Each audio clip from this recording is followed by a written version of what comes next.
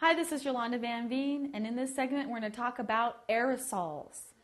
Now, an aerosol is anything that is suspended in a gas.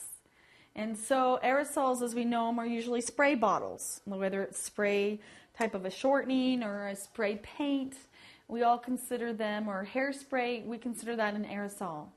But really, man-made aerosols only constitute probably less than 10% of all the aerosols that are in the air.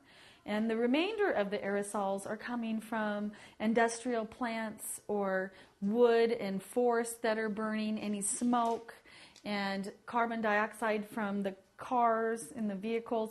Anything that's going into our air that's not natural is man-made. But there's a lot of smoke and ash and different types of aerosols that are natural.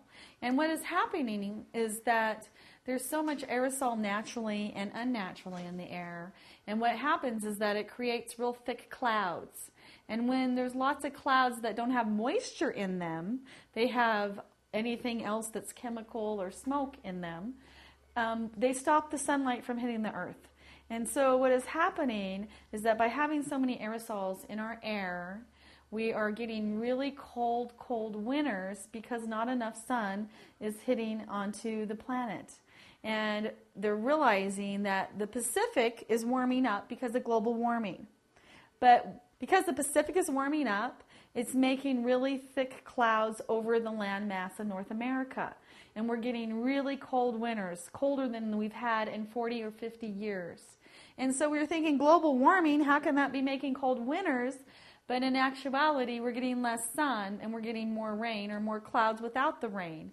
And so the oceans are warming up, but the land is getting colder. They think that the aerosols have a lot to do with it.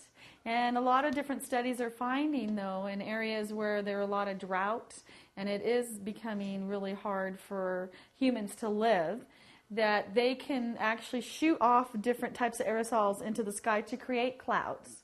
So there's lots of technology around aerosols, and it's a really controversial issue because what they're saying is that the aerosol is actually cooling our climate, whereas global warming is warming our climate, and that they're not working together at the same time.